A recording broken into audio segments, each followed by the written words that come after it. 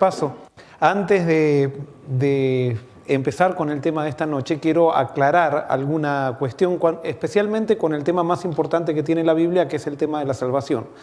¿Se acuerdan que nosotros habíamos dicho que había tres maneras que se veía la salvación? La primera es aquellos que creen que son salvos por lo que hacen, por obras. La segunda es aquellos que creen que somos solamente salvos por la fe en lo que Jesús hizo por nosotros. Y aquellos que creen que somos salvos por la fe más la transformación. Y todos decimos, sí, no somos salvos por obras, la primera. En la segunda y la tercera generalmente hay mucha confusión. Y nosotros llegamos a la conclusión que somos salvos solamente por la fe en Cristo. Somos salvos solamente por lo que Cristo hizo. La causa de nuestra salvación está en lo que Cristo hizo por mí y no en lo que Cristo hace en mí. O sea, lo que Cristo hace en mí es la transformación. ¿Por qué? Y ahora quiero decirles por qué no soy salvo por la fe más la transformación. Porque cuando yo empiezo a poner la causa de mi salvación en la transformación, ¿a quién empiezo a mirar? A mí mismo. Y cuando empiezo a mirarme a mí mismo, ¿qué pasa conmigo? Me separo de Cristo, que Él es la salvación. Y en el plan de Dios es que nosotros, si queremos ser transformados, nunca nos miremos a nosotros mismos, sino que miremos ¿a quién? A Jesús. ¿Se acuerdan cuando se levantó la serpiente en el desierto? La única manera de curarse era mirando a esa serpiente de bronce que era símbolo de Cristo. Eso fue lo que le pasó a Pedro. Cuando Jesús venía caminando por el agua y le dice a Pedro le dice, ¿puedo caminar contigo? Y Jesús le dijo, ven. Y Pedro comenzó a caminar seguro mientras, ¿qué hacía? Mientras miraba a Jesús. Pero en un momento, Pedro, ¿qué empezó a mirar? No empezó a mirar el mar, él empezó a mirar lo que Dios estaba haciendo en él. Empezó a mirar el milagro que estaba, y cuando empezó a mirar el milagro, ¿qué surgió en él? Todavía no. No, todavía no. Surgió orgullo. Y cuando surgió orgullo, ¿a quién quiso mirar?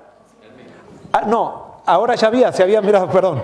Él ya se había mirado a sí mismo. Cuando surgió el orgullo de mirarse a sí mismo, quiso mirar a los discípulos. Para decirles, miren, yo estoy caminando y Jesús me eligió a mí para que camine. Y cuando él quiso mirar a los discípulos, ¿qué es lo que vio? La tormenta. Y como él ya había quitado la vista de Jesús, su fe había desaparecido y entonces ahora la tormenta lo llenó de temor y comenzó a hundirse. Cuando nosotros creemos que somos salvos por la transformación, es exactamente eso lo que nos pasa.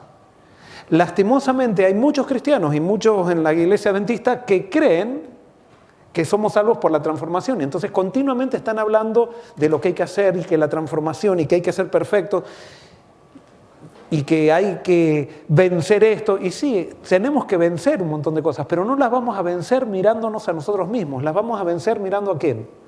A Jesús. Y cuando miramos a Jesús se nos va la ansiedad, porque donde hay ansiedad no puede haber presencia de Jesús. Jesús dice, justificado pues por la fe tenemos paz. Entonces, cuando la gente está mirando la transformación, continuamente está ansiosa, porque se está mirando y dice, todavía, ¿será que me falta algo? ¿Será que...? Y continuamente está ansiosa. No puede ser así la vida cristiana. Y por eso el mensaje del Evangelio tiene que traer paz. La paz real. Porque después está el mensaje del otro Evangelio que dice, haz lo que quieras, lo que se te antoje, total Cristo te salva y no hay ningún problema. Eso también es errado y eso también trae ansiedad. Me libra de cierta ansiedad, de la ansiedad de querer, pero me lleva a la ansiedad después de que no me encuentro con Cristo de esa manera. ¿Por qué? Porque cuando Jesús me perdona y me justifica con un propósito. ¿Y cuál es el propósito por el cual Jesús me perdona? Les pregunto, ¿cuál es el propósito por el cual Jesús me perdona?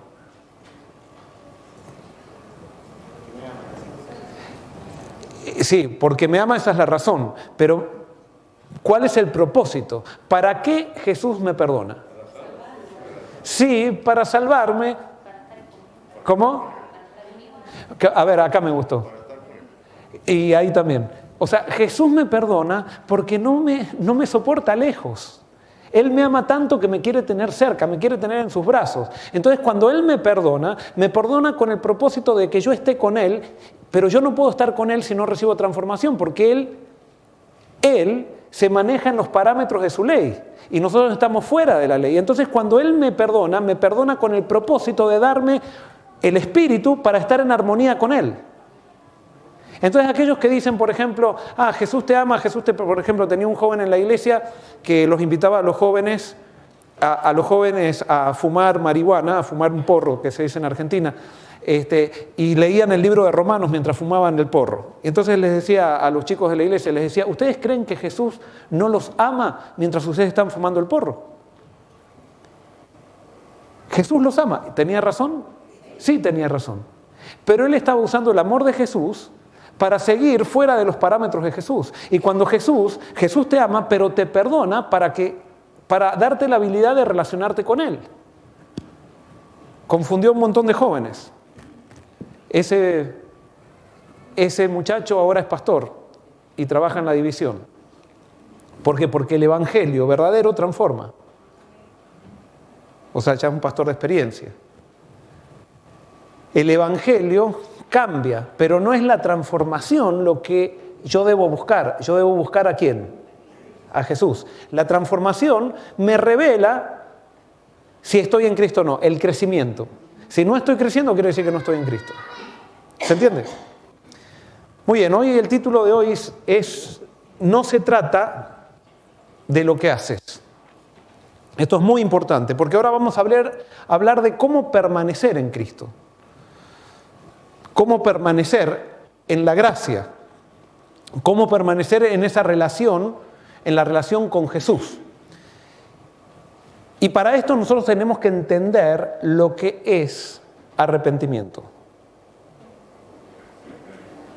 Hay en la Biblia, en el griego, hay dos palabras que antes en el español solamente se traducía de una manera. Hay dos palabras para describir la tristeza por el pecado. Una es remordimiento y otra es arrepentimiento.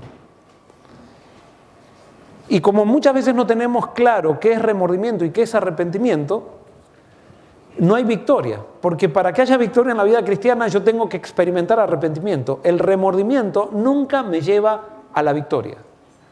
Y si tú, por ejemplo, te sientes fracasado en tu vida cristiana, quizás eres sincero, pero lo más probable es que si te sientes fracasado es por el hecho, o mejor dicho, si es que has experimentado fracaso, es por el hecho de que nunca has experimentado arrepentimiento, sino que has experimentado remordimiento. Ahora, esto es algo muy importante lo que voy a decir acá. La vida cristiana comienza con un fracaso respecto a mí mismo. Y la persona que nunca fracasó con respecto a sí mismo no puede estar en el reino de Dios. Y por eso Jesús comenzó las bienaventuranzas diciendo, ¿bienaventurados quiénes?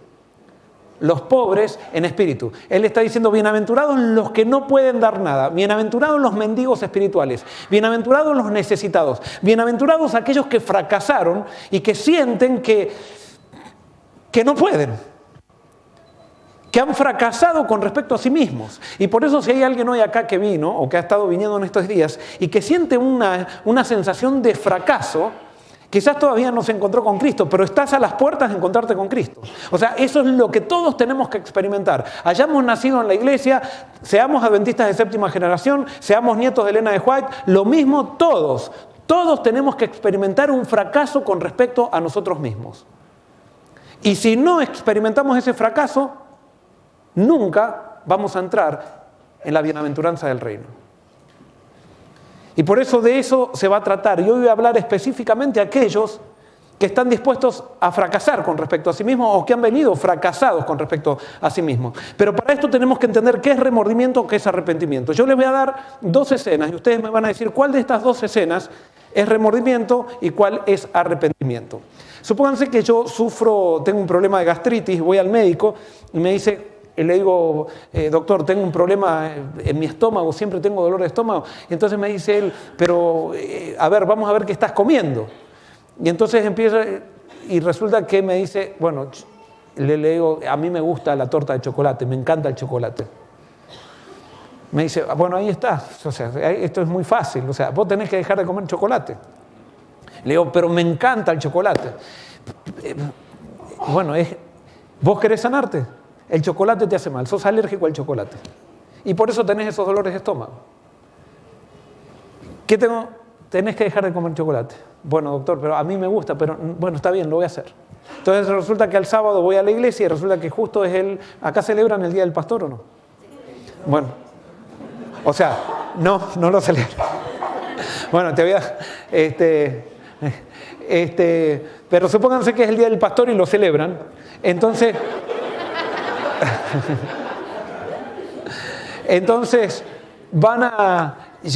resulta que llego a la iglesia y resulta que hay una fiesta sorpresa después que para celebrar el Día del Pastor. Y entonces cuando llegamos, dice, pastor, hay una fiesta, y bueno, vamos todos contentos, termino de predicar y vamos ahí. Y entonces viene la directora de diaconisa y dice, pastor, acá le traemos lo que a usted le gusta. Le hemos preparado una torta de chocolate para usted que a nosotros sabemos que le gusta.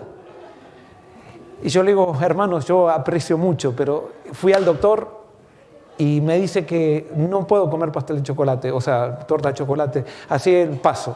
Pero pastor, la preparamos solamente para usted y que paso, no quiero el pastel de chocolate. Y entonces, bueno, empiezan todos, comen y eso, pero después cortan el pastor, no va a comer, no, yo decidí no comer pastel de chocolate. Y entonces cortan y eso y resulta que viene la hermana, pastor, la preparamos para usted. Entonces yo digo, bueno, hermana, obra misionera. Y entonces me como un pedacito.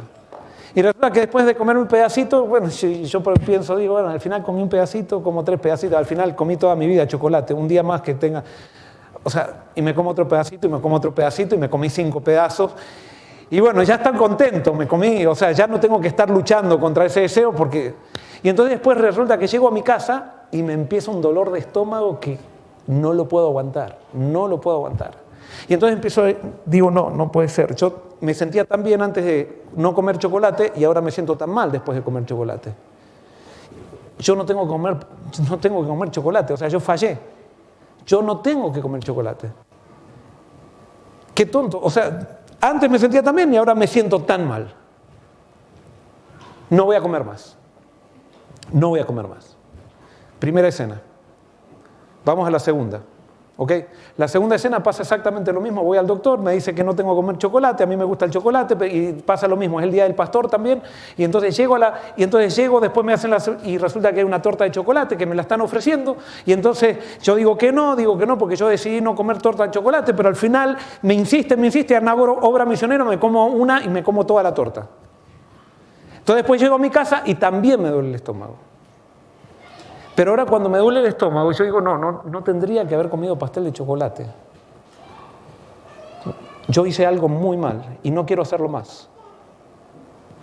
Y voy a Dios y le pido perdón y le digo, Señor, perdóname porque comí pastel de chocolate. No quiero hacerlo más. Esto me perjudica y no quiero hacerlo más. Y en ese momento hasta lloro porque me doy cuenta que hice mal.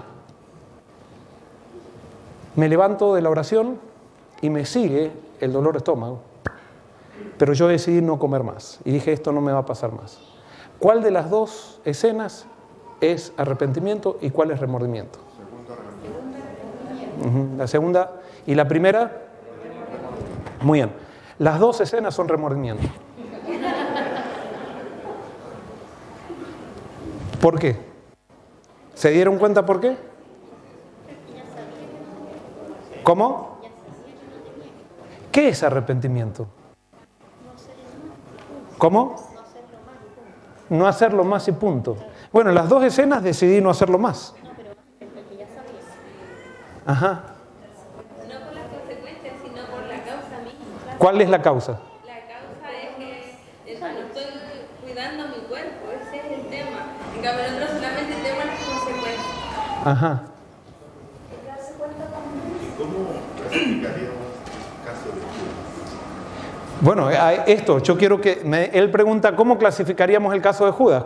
Por eso vamos a definir esto para... Ajá. Yo creo que el remordimiento es lo que haces y el arrepentimiento Perfecto. El remordimiento está centrado en lo que hago. El arrepentimiento está centrado en lo que soy. Yo puedo con toda tristeza decir me equivoqué y decir no lo voy a hacer más, pero si yo estoy centrado en el acto, en lo que hice, eso es remordimiento. Remordimiento no es arrepentirme de lo que hago, sino que remordimiento es arrepentirme de lo que soy. Y ahí muy pocos llegan ahí. ¿Por qué? Porque el remordimiento nosotros lo podemos generar por nosotros mismos, pero el arrepentimiento no lo podemos generar por nosotros mismos. Al arrepentimiento solamente viene cuando yo me doy cuenta de quién soy. ¿Cuándo? No cuando hago algo malo. ¿Saben cuándo me doy cuenta de quién soy? Cuando voy a Cristo. Es la única manera que me doy cuenta quién soy. Y eso es lo que nosotros no queremos entender. Muchas veces queremos vencer y queremos decir, no me lo propongo esto. Y claro, eso es remordimiento. Sí, estoy triste por lo que hice, no quiero hacerlo más. Le prometo a todo el mundo que no lo voy a hacer más. Es más, quizás por 7 años no lo hago más. Pero eso termina siendo remordimiento. El arrepentimiento es reconocer quién soy y es arrepentirme de mí mismo, que va mucho más allá que arrepentirme de lo que hago. El arrepentimiento de lo que hago es muy egoísta. ¿Por qué? Porque yo digo, antes me sentía tan bien y ahora me siento tan mal. No lo voy a hacer más. El que adultera, y perdonen que use este ejemplo, pero el que adultera, y eso me ha pasado con gente conocida que ha pasado por este problema, el que adultera está viviendo una novela con la que adultera, con la amante, ¿no? Y vive la novela mientras todavía sigue ligado con la otra. Vive un infierno con su esposa y cada vez que se encuentra con la amante está como que florecitas por todos lados y mariposas y todo eso. Hasta el momento que la esposa lo descubre. Y en el momento que la esposa lo descubre, ahí él entonces dice, me voy con la que amo y con la que me hace sentir las mariposas en el estómago que tú ya no me la haces sentir. Y se va y se divorcia. Pero en el momento que se divorcia, comienza la vida real. Porque ahora comienza el compromiso con la amante. Y antes, como era todo descomprometido, era una novela tremenda. Y cuando empieza con el compromiso con la amante, se empieza a dar cuenta que al final los problemas son los mismos con la amante que con la esposa, porque el problema no está en el adulterio, el problema está en lo que es él. Y si él no reconoce quién es él, con la persona que sea, va a adulterar y con la persona que sea va a tener problemas, porque si yo no cambio, todos los problemas los llevo a donde yo voy. No sé si se entiende. Arrepentirme es arrepentirme de mí mismo. ¿Cuál es el gran problema de los cristianos que van a las iglesias? Y especialmente aquellos que son cristianos de 7ª generación. Que se han portado tan bien que ellos piensan que no necesitan cambiar. Que no necesitan cambiar. Y es por eso que en las iglesias nosotros encontramos la gente más orgullosa. Y alguien puede decir, el pastor está siendo muy exagerado.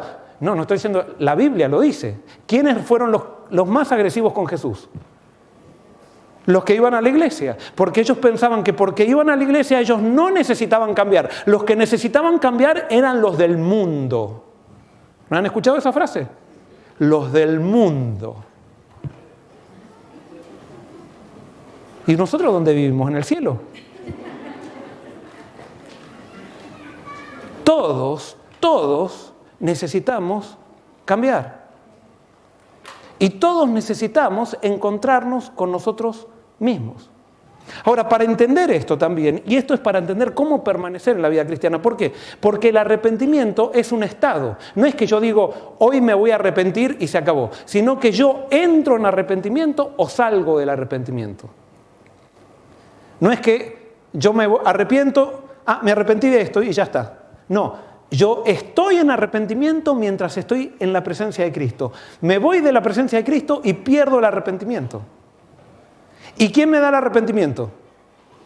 Jesús. ¿Quién me da el remordimiento? Yo. Es natural, el remordimiento es natural. Viene del egoísmo el remordimiento. El arrepentimiento viene solamente de poder estar en la presencia de Jesús. Entonces, para entender esto, y esto vamos a hacer un poco de psicología bíblica, este es el proceso por el cual todos caemos en pecado, lo que voy a señalar ahora. Primero, lo que hace el pecado me llama la atención. Nunca el pecado es algo feo. Siempre el pecado es algo lindo. O sea, si a mí no me gustan los porotos, nadie me va a envenenar con un poroto. O sea, me van a envenenar con el chocolate, que me gusta. Pero el pecado siempre me llama la atención. ¿Y por qué me llama la atención el pecado también? ¿Cuál es la razón? ¿Por qué? ¿Cómo? Porque, muy bien, porque yo soy pecador, entonces el pecado me llama la atención. Ahora, no todo lo lindo es pecado, pero siempre el pecado está detrás de algo lindo. ¿Se entiende? Entonces el pecado me llama la atención. ¿Se acuerdan? Eva iba caminando por el jardín del Edén y de repente hubo algo que le llamó la atención. ¿Qué le llamó la atención? Le llamó la atención el árbol y el árbol prohibido, y le llama la atención que una serpiente, que era el animal más hermoso, y después lo que más le llama la atención es que la serpiente, ¿qué hace? Le habla. Me capta la atención. Cuando uno estudia pedagogía, le enseñan que lo primero que tenemos que hacer en una clase es llamar la atención del alumno. Bueno, Satanás es un especialista en llamar tu atención. Y él tiene las mejores estrategias para llamar tu atención. A algunos los llama la atención con una mujer, a otros los llama la atención con un título académico, a otros los llama la atención con un negocio, a otros les llama la atención de algo. Pero él te prepara la trampa de acuerdo a tu medida. Entonces el pecado siempre me llama la atención. Después de llamarme la atención, yo analizo lo que me llama la atención. Por ejemplo, Eva iba caminando, ve la serpiente que se acerca, la serpiente le habla y Eva en el acto analiza y dice, caramba, hay una serpiente que es hermosa, que me está hablando y se supone que las serpientes no hablan. Hace un análisis uno.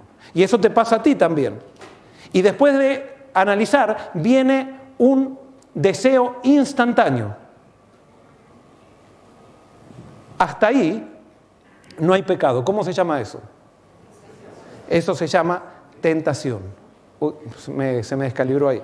Eso se llama tentación. ¿Cuándo es que yo caigo en pecado?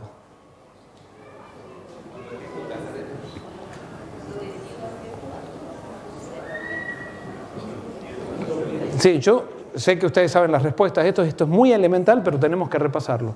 Nosotros caemos en el pecado en el deseo acariciado. Lutero decía, yo no puedo evitar que los pájaros vuelen sobre mi cabeza, pero yo puedo evitar que los pájaros hagan nido en mi cabeza. Yo no puedo evitar la tentación está en todos lados, pero yo puedo evitar que la tentación haga nido en mi cabeza. ¿Cómo yo me relaciono con Cristo? ¿Desde dónde yo me relaciono con Cristo? Yo me relaciono con Cristo desde mis pensamientos. Allí comienza mi relación con Cristo. Ayer hablamos de la entrega a Jesús. Suponte que tú te entregaste a Jesús y te entregaste totalmente, aunque no entiendes todavía lo que significa entregarse totalmente, pero le entregaste tus derechos a Jesús. Bueno, ahora para permanecer en Jesús, tú tienes que ser fiel a Jesús desde lo que piensas.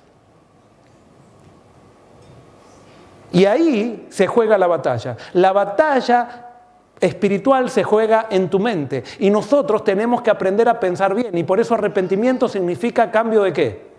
Cambio de mente. Eso significa metanoia. En griego es cambio de mente. Metamelomai es remordimiento. Acá el hermano preguntó, ¿qué sintió Judas? ¿Arrepentimiento o remordimiento? Antes traducía en ese versículo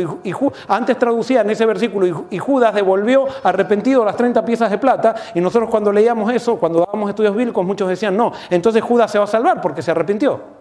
No, la palabra ahí es metamelomai, devolvió con remordimiento las 30 piezas de plata. ¿Por qué estaba tan triste Judas? Tan triste, sin embargo la tristeza no es arrepentimiento, pero el remordimiento produce una tristeza profunda también, y como produce una tristeza profunda, nosotros lo confundimos con arrepentimiento. Y Judas estaba totalmente triste por lo que había hecho, pero nunca reconoció que él tenía un problema. Él se dio cuenta que él se había equivocado, pero no se dio cuenta que él necesitaba ser transformado, y por eso no buscó a Jesús. Es más, si hubiera buscado a Jesús, quizás simplemente en el problema, sin reconocer nada, que él necesitaba cambio, nada, hubiera buscado a Jesús, Jesús le hubiera dado arrepentimiento. Pero él no quiso. Sí. ¿Cómo? No me puedo arrepentir, por eso digo, Pero sí yo puedo decidir buscar a Jesús sin estar arrepentido, y cuando lo busco a Jesús, Él me da el arrepentimiento. Y por eso volvemos siempre a lo mismo. No es ni el arrepentimiento que me salva. ¿Quién me salva? Jesús. Porque primero viene Jesús y después el arrepentimiento. Y por eso en el camino a Cristo dice, no podemos poner al arrepentimiento como un obstáculo para llegar a Jesús. O sea, yo me convenzo que tengo que buscar a Jesús aunque no sienta arrepentimiento. Voy a Jesús, punto. Y ya al aferrarme a Jesús ya estoy salvo. Pero si permanezco en Jesús, ¿qué me da Jesús? Me da el arrepentimiento. ¿Qué es el arrepentimiento? Es ver cómo soy. ¿Se entiende? Y por eso, fíjense, la vida cristiana es súper racional. Es una de las cosas más racionales que existen. No es cuestión de sentir, ay, no siento arrepentimiento. ¿Qué importa que no sientas? Busca a Jesús y acabó. Es tu voluntad, no es tus sentimientos. Y por eso tenemos que entender el papel de la fuerza de voluntad en la vida cristiana. Viene el deseo acariciado. Después del deseo acariciado, ¿qué viene? ¿Qué viene? No, ahora viene la decisión. Yo decido hacer lo que la tentación me está proponiendo. Y después de la decisión, ¿qué viene? Después viene la planificación. Yo planifico hacer lo que la tentación... Nunca se hacen las cosas sin planificar. Todo lo planificamos. Y después de la planificación, ¿qué viene? Ahora sí, ¿qué viene? Ahora viene el acto. Ahora, fíjense, el acto es la manifestación del pecado, pero no es el pecado. El pecado ya estaba ¿dónde? Estaba en la cabeza. Nadie cae en pecado así, decir... Por ejemplo, supónganse que viene que me he encontrado con esa... Ay, es que pastor, ella se me ofreció. Y yo soy hombre. No, ya lo tuviste acá en la cabeza, eso no caíste con él. Ya lo viniste pensando, si el día que se ofreció caíste. Pero ya lo venías metido acá en la cabeza, lo tienes en la cabeza. El pecado comienza en la mente. Los actos son simplemente la manifestación del pecado, pero el pecado ya estaba. La fiebre no es la enfermedad, es el síntoma del pecado. Los actos no son el pecado, son el síntoma del pecado. Es más, puede haber una persona que nunca caiga en un acto y sin embargo estar en pecado. Los fariseos, algunos, no cometían actos malos. Por ejemplo, Nicodemo no cometía ningún acto malo. Él no era como los otros fariseos que eran medio degenerados y todo eso. No, Nicodemo, porque él era parte del Sanedrín y todo, se portaba súper bien. ¿Y estaba en pecado, sí o no? Sí, estaba en pecado. Y yo me puedo perder portándome bien. Portándome bien, sí. Eva, sí. podría haber en un momento dado, frente al árbol y al fruto, dicho no y no haber comido del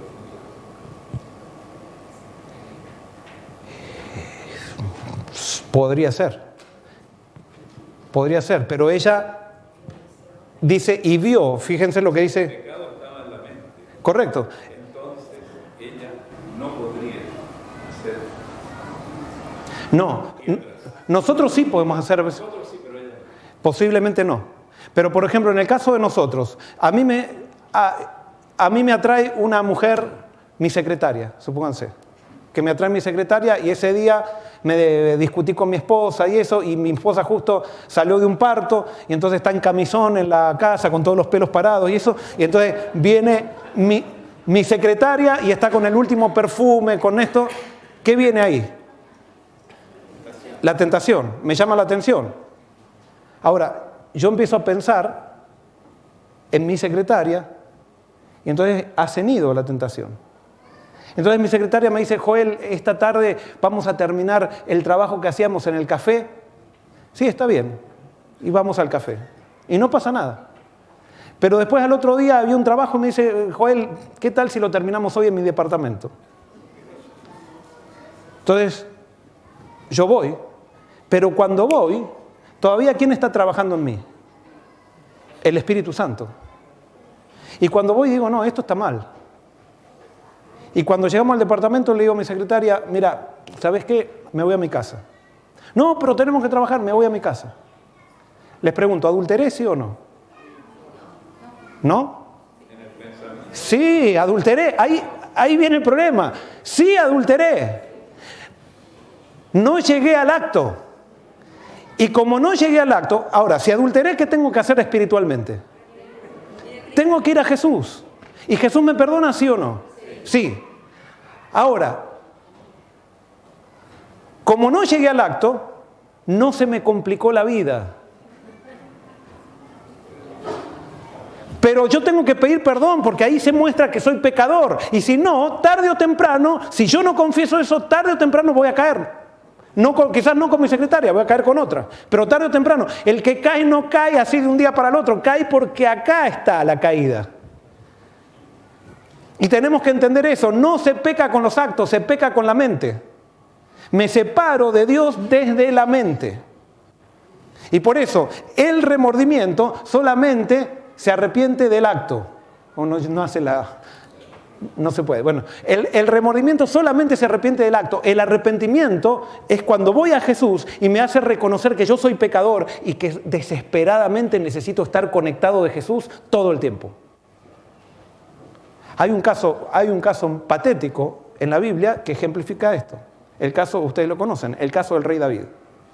Y esto es un estudio bíblico que está en internet. Si quieren, yo he publicado una serie de estudios bíblicos. Si quieren, vayan a la página de nuestra iglesia que se llama sucasachurch.com y ahí tienen toda una serie de 13 o 15 estudios bíblicos, no me acuerdo cuántos, que están todos estos estudios bíblicos que ahora estoy presentando acá. ¿Por qué estoy presentando esto acá? Porque para mí esto es la base de entender cómo relacionarme con Jesús.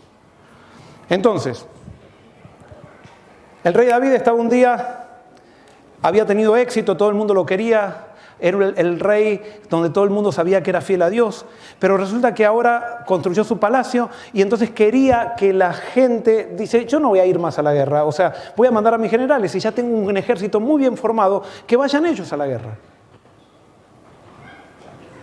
Muy bien, entonces se fueron a la guerra a pelear y él se quedó disfrutando del palacio y era una tarde de verano. Me imagino que el clima debe haber sido como Santiago, porque era clima seco, así lindo como acá, pero era más pesado que cualquier otro día y se le pegaba la sábana a la espalda así con transpiración esos días que no se puede dormir la siesta. Entonces, no podía dormir la siesta y dice, me voy a la terraza. Y se va a la terraza. Y cuando estaba caminando tranquilamente por la terraza, de repente algo que le llama la atención. Le llama la atención y cuando le llama la atención, ¿qué hace enseguida? Analiza. Y enseguida, ¿qué viene? Bueno, ¿qué analiza David? David dice, wow, ¿qué hace una mujer bañándose con las ventanas abiertas? Y qué linda mujer. En ese acto, en ese momento viene, después de analizar, ¿qué viene? ¿Un deseo qué? Un deseo instantáneo. ¿Hasta ahí qué hay? Tentación. David no había caído. Pero David, para no caer en tentación, ¿qué tendría que haber dicho? Cuando viene el deseo natural, ¿qué tendría que haber dicho? Esto es desorden. Jesús, dame fuerza para no ser desordenado, me meto al palacio y yo no tengo que mirar esto. Esa era la solución para David. Es tan simple, y esa solución tan simple nosotros decimos, esto es imposible. Porque eso es lo que te hacen tus sentimientos, te engañan y te hacen pensar. Cuando estás frente al pecado, te hacen pensar que te morís si no seguís tus sentimientos, porque los sentimientos son caprichosos. Muy bien, entonces, David en vez de hacer eso, ¿qué hizo? Cuando vio eso, se quedó mirando y se apoyó en la barandita de la terraza y dice, pero qué mujer, nunca la había visto. Y realmente qué hermosa que es. Y se quedó, ¿y qué hicieron los pájaros? Nido en su cabeza. Y ahora David tomó una decisión. Yo tengo que conocer a esa mujer. Y planificó. Dijo, llamó a un siervo y le dijo, veme quién es la mujer que vive acá enfrente. Averiguame. Muy bien, el siervo vino y le dice, David, ella es la esposa de uno de tus mejores soldados, Urías el Eteo. Dice, está casada. Dice. Pero Urías está en la guerra, ¿no? Sí, es uno de tus mejores soldados, está en la guerra. Invítala a cenar. Muy bien, entonces van a Betsabé, que ojo, yo no sé por qué Betsabé se estaba bañando con las ventanas abiertas, de paso, pero van a Betsabé y supónganse que ella no estaba provocando a nadie, ¿no? Pero entonces va y le dice, el rey te invita para que vayas a cenar con él. Y Betsabé, que sabía que el rey, todo el mundo quería tener contacto con el rey. Todo el mundo se sentía privilegiado por estar. Es más, ellos vivían enfrente del rey y el rey nunca se había dado cuenta que ellos vivían enfrente. Y ahora el rey la llama para hablar con ella. Ella no sabía de qué se trataba. Ahora, cuando una mujer va a una cita especial, ¿qué hace? Se arregla, o sea, se arregla, y más, si es importante, se arregla lo mejor posible. Y bueno, y eso hizo, como toda mujer, hizo Betsabé. Y resulta que cuando llega Betsabé, David la ve ahora, que recién ahí la pudo ver un poquito así, pero ahora la ve y dice, esta mujer es hermosa. Y entonces ahora le dice, hay cena, acá están todos los siervos. ¿Cena para mí? Sí.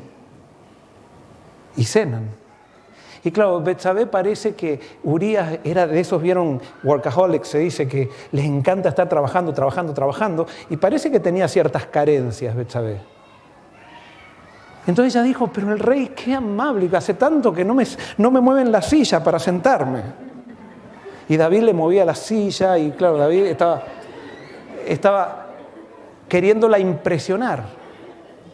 Y la cena, y venían los siervos y la servían y le traían el mejor jugo de uva y todo, estaba viviendo una película, y ella hace tanto que su marido no le decía te quiero.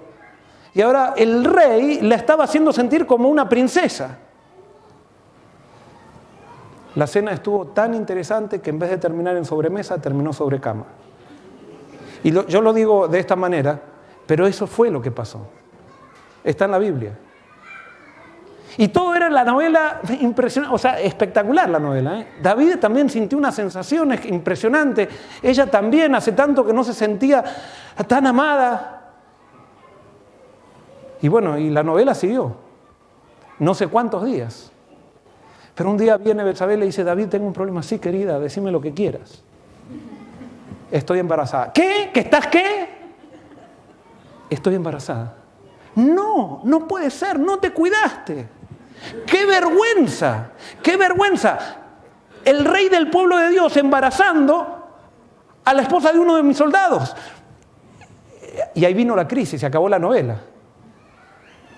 Se acabó la novela. Y entonces, ahora David toma, porque eso es lo que pasa, cuando no vamos a Dios para confesar nuestros pecados mentales y llegamos a los actos y a lo que, llega un momento que hacemos lo que empezamos a planificar otro pecado y otra cosa, porque lo primero que hacemos, ¿qué hacemos cuando nosotros pecamos? ¿Qué es lo primero que queremos hacer? Tapar el pecado. En vez de buscar la solución del pecado, vamos a tapar el pecado. Y entonces David dice, mira, a ver qué pensemos, planifiquemos, y planifican otra cosa. Dice, mira, vamos a hacer lo siguiente, yo lo voy a llamar a Urías, él está allá en el campo de batalla. Hace mucho está la guerra, él va a venir tan cansado del campo de batalla y le voy a dar unas vacaciones y va a venir, se va a acostar con vos y después el bebé va a ser de los dos y listo, solucionamos el problema. Y Betsabé acordó y dijo, está bien. No le gustó tanto a Betsabé, pero tampoco sabía ella ahora cómo le explicaba al marido. Esto simplemente iba a ser una aventura que iba a seguir en secreto, así de vez en cuando, pero no, ahora se hacía todo un drama con esto. Y entonces Joab recibe la orden de David, le manda una carta, le dice, Joab, manda a Urías que venga aquí a informarme de cómo va la guerra allá en el campo de batalla. Joab le llama la atención, Urías, un extranjero, no era ni israelita, entonces le dice, está bien, lo llama a Urías y Urías le dice, Joab le dice a Urías, David te está llamando para que vayas al palacio, para que le informes qué es lo que está pasando en la guerra. ¿Yo? Dice Urías. Si yo vivo enfrente de David, pero nunca él ni me saludó nunca. Sí, dice Joab, acá está. Urías no sabía leer, pero le dijo, acá tengo la carta. Está bien, dice. Y entonces Urías se va diciendo, wow, yo soy el cartero del rey. Y como era muy responsable, cuando va llegando a Jerusalén, él tenía ganas de estar con su esposa. Pero iba a estar con su esposa y cuando iba para su casa dice, ¿cómo voy a estar hoy disfrutando con mi esposa cuando mis compañeros allá están en riesgo de muerte en el campo de batalla? Yo no puedo hacer eso. Y durmió en la puerta del palacio. Ustedes saben la historia. Entonces David se levanta el otro día pensando que ya estaba todo solucionado y resulta que le dice el siervo de David, le dice, David, ahí está Urías que te está esperando porque durmió anoche en la puerta. ¿Cómo que durmió en la puerta? Sí, durmió en la puerta. Te está esperando desde anoche. Muy bien, hacelo pasar. Entonces pasa Y entonces, Urías, por favor, infórmame cómo van las cosas en el campo de batalla, cómo va la guerra. Entonces David empieza a fingir que le interesaba la guerra, que le interesaba el campo de batalla. Y entonces Urías comienza a contarle y trata de ser lo más específico posible, trata de explicarle todas las cosas que se estaban haciendo para poder cumplir con el mandato o sea, con el privilegio que se le estaba dando. Pero en cada cosita que Urías le decía, David le llenaba una copita de vino, una copita del mejor vino. Copita va, copita viene, y Urías quedó totalmente ebrio. Se fue de vuelta para la casa. David le dijo, Urías, por favor, olvídate de tus amigos, tú te mereces unas vacaciones, has trabajado mucho, vete a tu casa y disfruta con tu esposa. Y Urías se va borracho, y parece que tenía copas de más, que cae de vuelta dormido en la puerta del palacio. Y al otro día entonces viene el siervo y le dice, ahí está esperando Urías, que está queriendo que le des la bendición para que se vaya de vuelta. Pero ¿cómo Urías está durmiendo en la puerta? Él tenía que dormir con su esposa. Y ahora David comienza a entrar en pánico, porque ahora ya ni ganas de estar con Betsabé tenía. Acá lo que él quería ahora era solucionar su problema. Y entonces dice, a ver, Urías, vení. Y Urías viene y dice, me vas a llevar esta carta y se la vas a entregar en las manos al general Joab. Y Urías dice, ¿yo tu cartero? Sí, vos vas a ser mi cartero. Y David escribe, la sella la carta y le dice, por favor, en las manos de Joab será entregada. Y se va Urías contento, sin saber que en esa carta estaba su sentencia de muerte.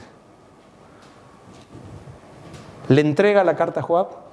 Joab lee la carta, y cuando lee la carta, ¿qué decía la carta? De paso no les conté lo que decía, está en la Biblia.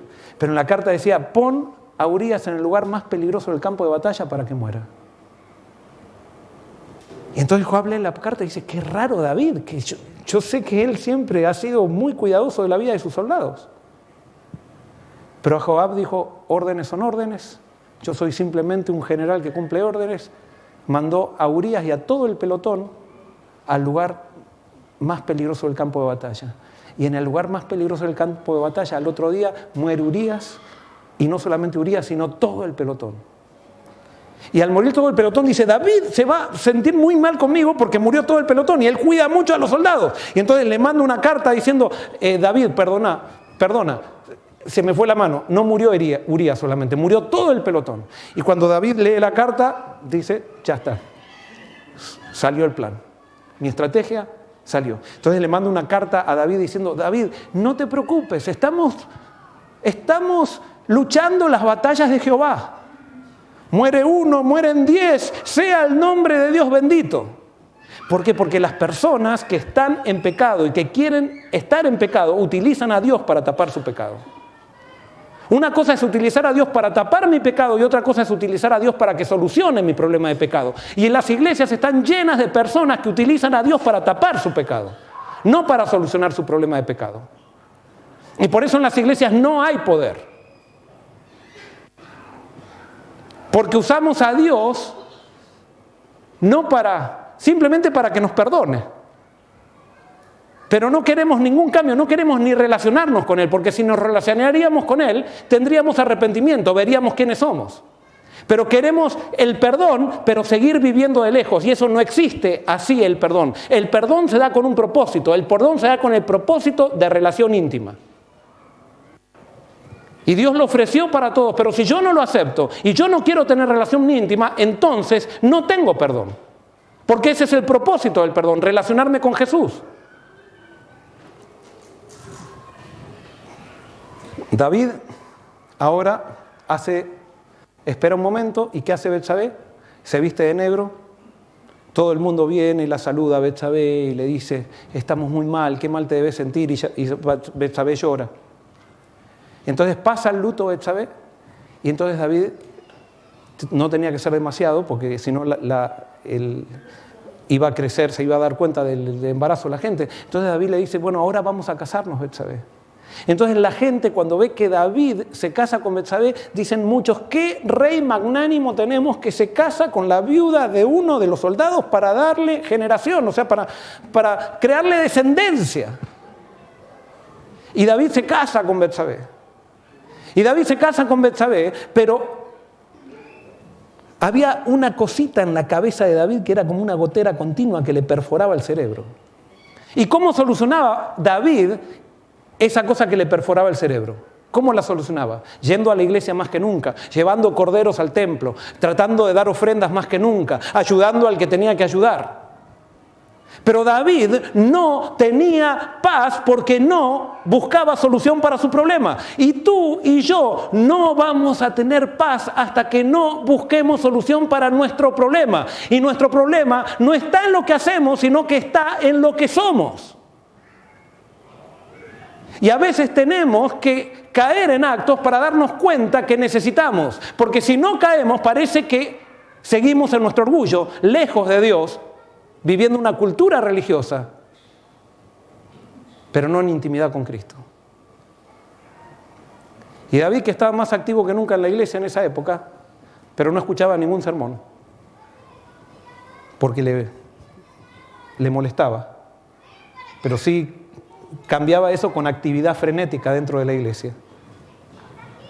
Entonces estaba un día tranquilo y golpean la puerta del palacio. No sé, le dicen, David, no golpean la puerta del palacio. Le dicen, viene un siervo y le dice, David, ahí está el profeta Natán que quiere hablar contigo. Y David dice, hazlo pasar, hazlo pasar. Entonces, Natán, ¿qué te trae por acá? Y entonces, siéntate.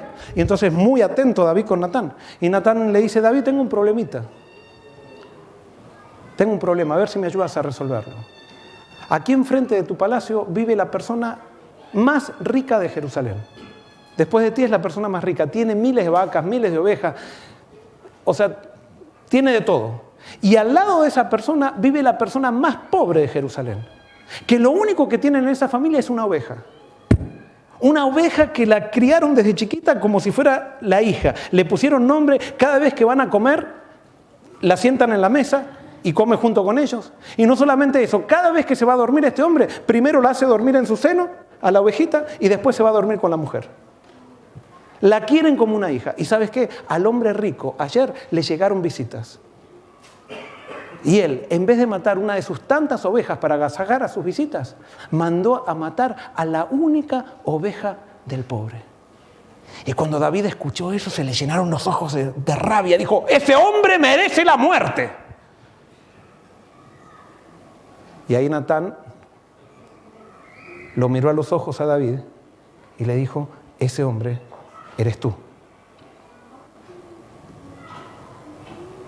Y ahí David se dio cuenta que él podía tapar su pecado a los ojos de todo el pueblo, a los ojos de todas las personas, pero delante de Dios y en su conciencia, su pecado cada vez estaba más grande. Y lo mismo puede pasar con tu vida y la mía.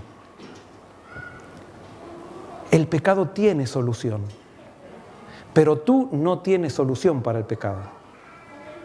Dios tiene solución para el pecado. Y David tomó la decisión correcta. ¿Cuál fue la decisión correcta? Buscar a Dios. Les hago una pregunta. ¿Sentía arrepentimiento David? ¿Sentía arrepentimiento? No, porque él no estaba con Dios, entonces no podía experimentar arrepentimiento. ¿Por qué entonces experimentó arrepentimiento? Porque él tenía dos alternativas, o mataba al profeta y seguía en lo que seguía, o tomaba una decisión de buscar a Dios para que Dios le solucione, a pesar de que él no sentía arrepentimiento. Y él tomó la correcta decisión. ¿Y cuál es la correcta decisión? Buscó a Dios. Y cuando buscó a Dios, ¿qué hizo Dios con él? ¿Le dio qué? Le dio arrepentimiento, y cuando le dio arrepentimiento se dio cuenta que el problema no estaba en lo que él hacía, sino el problema estaba en lo que él era. Y como Dios no puede dejar de perdonar porque Él es perdonador, ¿qué hizo con David? Lo perdonó. Como Dios quiere perdonarte a ti, El hecho de que tú estés lejos de Dios porque pecaste, estás agotando tus energías tratando de tapar tu pecado cuando tienes la solución tan cerca. Allí está Dios esperándote porque Él quiere perdonarte. Pero Él quiere perdonarte para tener una relación contigo. No le importa lo que hiciste. No le importa. A Él le importa que vengas. ¿Cómo Dios solucionó el problema de Urías? Porque ahora Urías estaba muerto. Ya no lo podía solucionar, pero Dios se encargó de todo lo otro. Es más, alguien podría decir, pero si David estaba perdonado, tenía que dejar a Betsabé. ¿Quién dijo? ¿Vieron que a veces hacemos esas leyes en la iglesia? Si David se arrepintió, tendría que haber dejado a Betsabé. A Dios no le interesa que dejara a Betsabé. A Dios lo que le interesaba era que Él cambie. La cuestión es muy fácil decir, supónganse, porque pasa así, adulteró, se fue con esta. Entonces, cuando las cosas le van mal con esta, entonces dice, ahora me arrepiento. Y la deja a esta, porque ahora que está arrepentido, viene y se rebautiza y la dejó a esa. Y no, cometió otro pecado. ¿Por qué la dejó? Porque ahora andan las cosas mal y ahora no quiere enfrentar esa situación. A Dios no le interesa que tú dejes a tu amante. A Dios le interesa que cambies y que seas amoroso con todas las personas. Y que llegues a ser amoroso con tu amante porque le fuiste infiel a tu esposa para satisfacer una necesidad personal en ti. Y le fuiste infiel con tu amante porque no te interesaba tu amante, te interesaba a ti mismo. No sé si me explico. Acá la cuestión no es dejar al amante, decir, entonces tiene que dejar el... No, la cuestión es buscar a Dios y que Dios me cambie.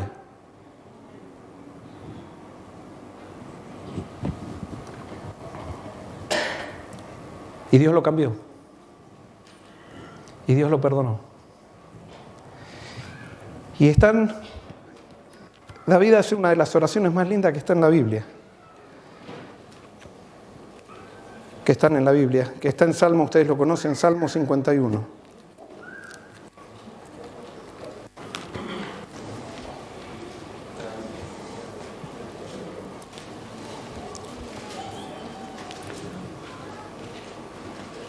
Versículos, vamos a analizar los versículos hasta el 10. Dice así: Dios, ten compasión de mí conforme a tu amante bondad. Conforme a tu inmensa ternura, borra mis transgresiones. Vamos a hacer como si David estuviera con remordimiento. Si David estuviera con remordimiento, oraría así: Dios, ten compasión de mí porque yo fui un buen hijo. Fui anciano de iglesia por mucho tiempo. Doné muchas ofrendas. Está bien, me equivoqué. Reconozco que me equivoqué. Pero recuerda todas las cosas que hice que no fueron tan malas. Y yo no soy como aquella persona que no solamente hizo esto, sino que hizo todo aquello. Así ora el remordimiento. El remordimiento continuamente se auto-justifica. El arrepentimiento, fíjense, dice: Dios, ten compasión de mí conforme a tu amante bondad. No conforme a lo que yo hago, no conforme, sino, Señor, ten compasión de mí porque tú eres bueno. Ten compasión de mí porque tú me amas, pero yo no me merezco tu amor. Simplemente ten compasión de mí por lo que tú eres. El verdadero arrepentimiento se da cuenta de que Dios es amor y que yo no merezco nada, pero así todo se aferra a ese Dios de amor y cree en ese Dios de amor y se da cuenta que Dios no puede dejar de amar a pesar de lo que hice. Versículo 2 dice: lávame más y más de mi maldad y límpiame de mi pecado. ¿Cómo dice el remordimiento? Dice: Señor, yo te prometo que esto no lo voy a hacer más. Y yo me voy a esforzar. No, acá David está diciendo: Señor, yo no puedo. Lávame tú porque yo no me puedo lavar a mí mismo. Yo ya me di cuenta que he fracasado. Soy un fracaso, Señor. Tú tienes que hacer esto. No hay ningún tipo ya de confianza propia. Todo está ¿en quién? En Dios. Versículo 3 dice: porque reconozco mis transgresiones y mi pecado está siempre delante de mí. ¿Cómo oraría el remordimiento? Señor, está bien, yo pequé, pero si Betsabé no se hubiera estado bañando con las ventanas abiertas, yo no hubiera caído, Señor. O sea, está bien, y yo soy hombre, o sea, ¿qué voy a hacer? Ella se está bañando, no sé por qué se está bañando con la ventana abierta, enfrente de mi terraza. Eso es lo que hace el remordimiento. El remordimiento no asume responsabilidad. El arrepentimiento te lleva a ser responsable. Y por eso cuando Dios buscó a Adán y Eva, y le dice, ¿has comido? ¿Y qué hizo Adán? No. Y les hago una pregunta, ¿Adán estaba arrepentido o estaba remordido? Estaba remordido, no tenía arrepentimiento. ¿Cuándo Adán tuvo el arrepentimiento? Cuando se dejó llevar por Dios. Pero fíjense que Dios le ofreció el perdón a Adán antes de que él estuviera arrepentido. Por el versículo 15 todavía no estaba arrepentido.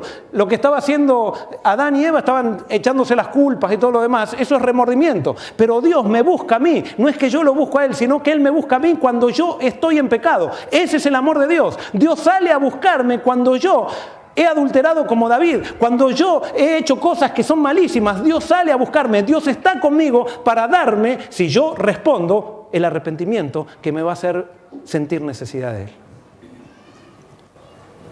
Me encanta ese Dios. O sea, cuando leo este Dios no puedo sentir otra cosa que admiración por ese Dios que es tan diferente a mí. Es como que si realmente entendemos quién es Dios es imposible perderse.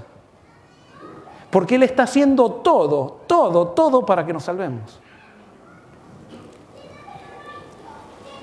Sigue versículo 4, dice, contra ti solo he pecado, e hice lo malo ante tus ojos, pues tú eres justo cuando hablas, y sin reproche cuando juzgas.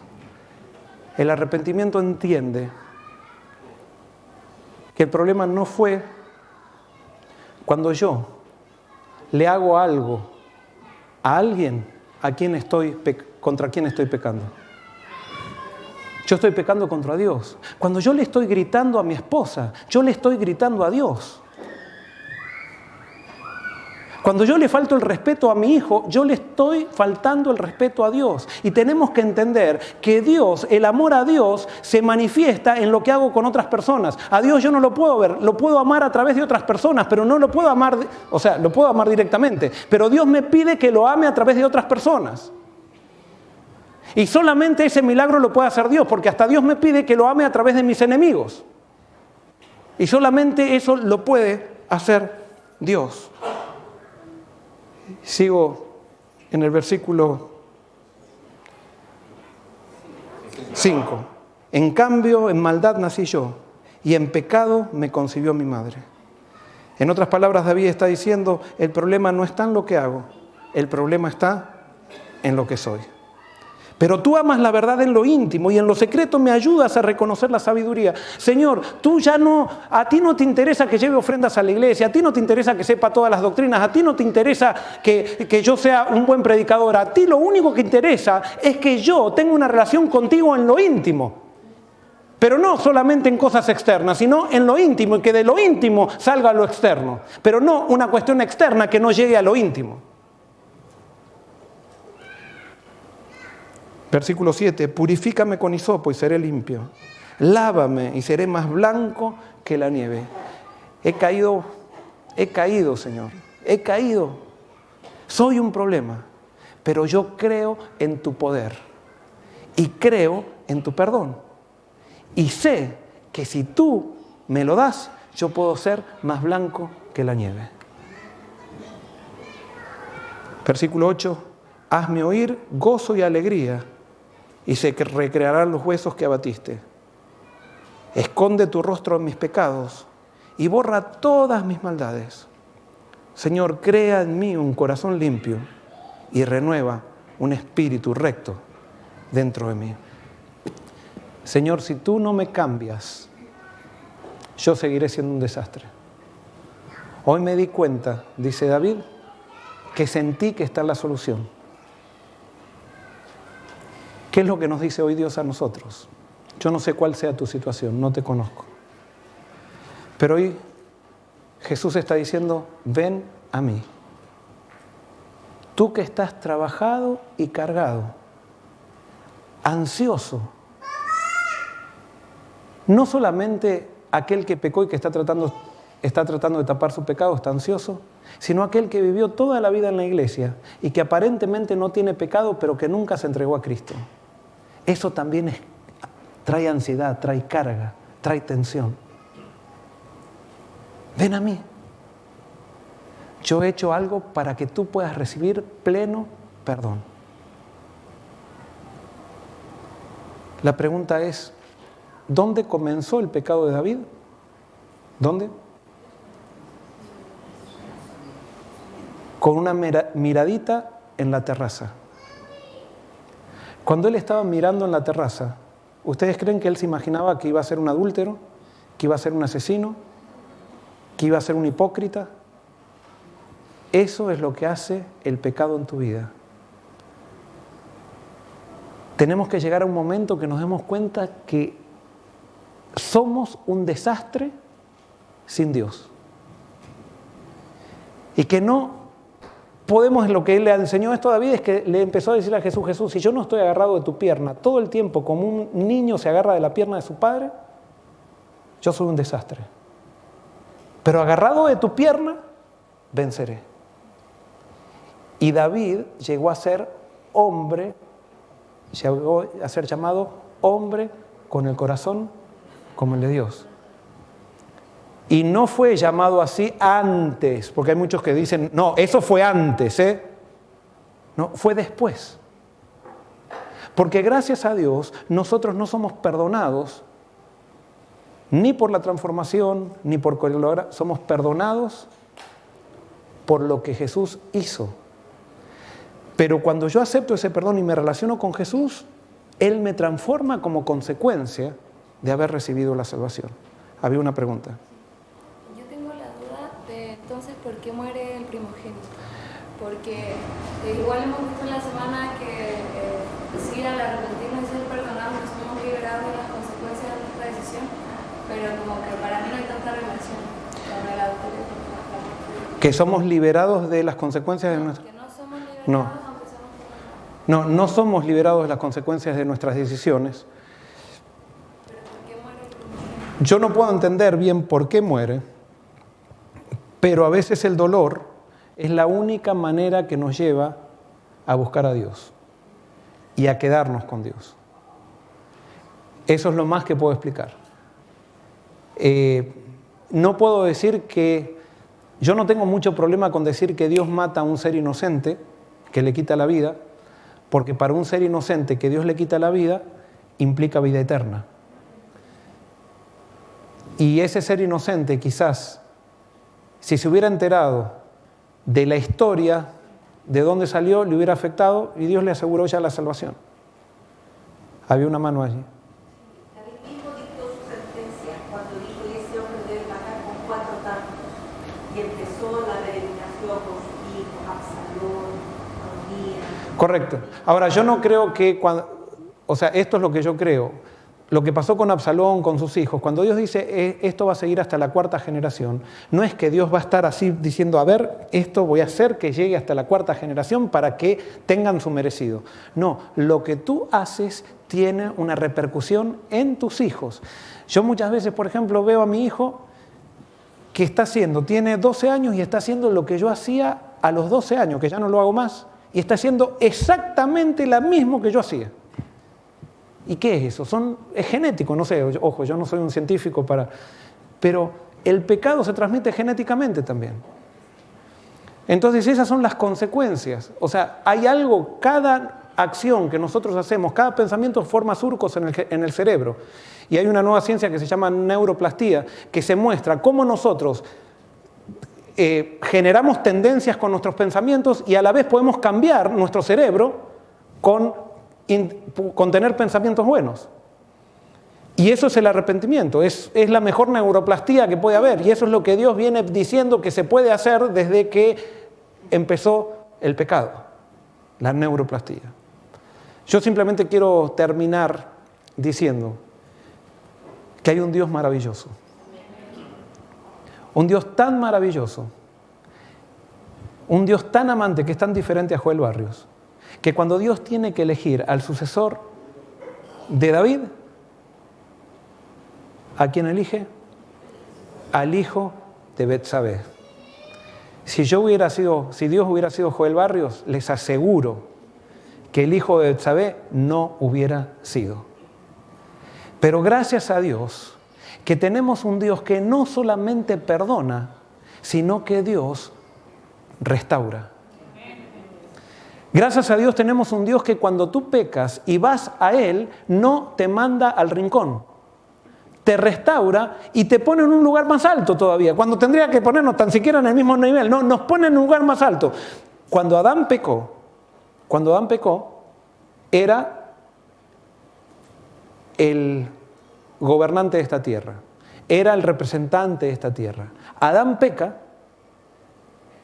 y ahora va a ser perdonado cuando Cristo venga, o ya fue perdonado, y Adán ahora y todos en Adán, ya no somos más los gobernantes de esta tierra, sino que ahora, ¿quiénes somos nosotros?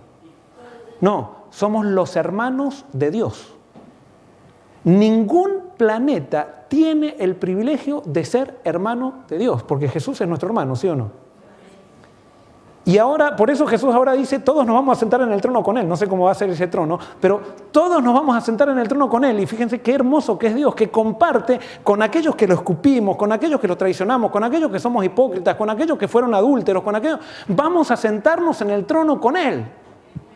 Ese es el Dios de la Biblia. Ese es el Dios que tiene un plan para ti. Ese es el Dios que quiere cambiarte. Ese es el Dios que tiene... O sea, que te va a dar la fuerza. Tú dices, no me quiero entregar a Dios porque no sé cómo voy a vencer a esto. Ve a Dios, tú ve a Dios. Deja los resultados en sus manos. Ve a Dios, pero permanece en Él. Permanece en Él. Conoce a Jesús, conoce ese Dios que está aquí. No el que te enseñaron en la iglesia, sino el que está aquí. Y cuando eso suceda en tu vida y en la mía, va a haber un agradecimiento tan grande que tú y yo nos vamos a parecer a Jesús. No para salvarnos, no para ser parte de los 144.000. Es que ha sido tan bueno que ¿cómo no vamos a vivir para Él? Y Él nos va a hacer parecidos a Él. No somos nosotros. Es vivir en su presencia, es vivir en arrepentimiento. Vamos a orar. Querido Señor,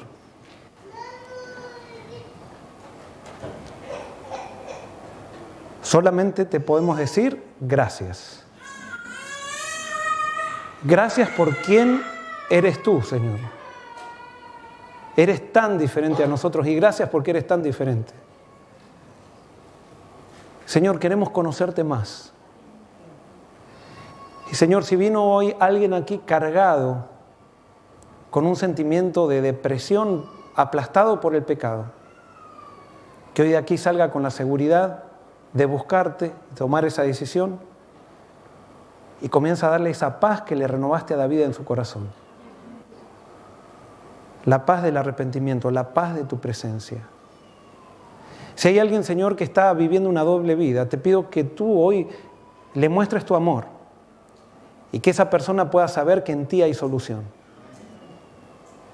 Y que tú no solamente vas a perdonar, sino que también vas a restaurar.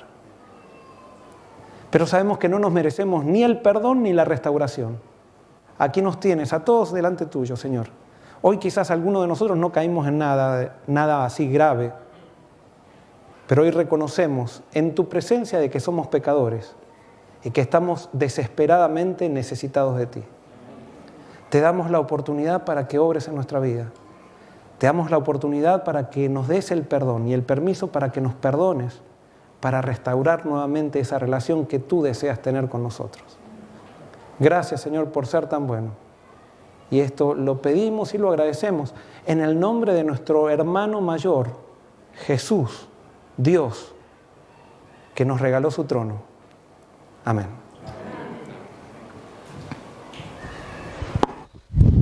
Qué difícil decir algo más, la verdad.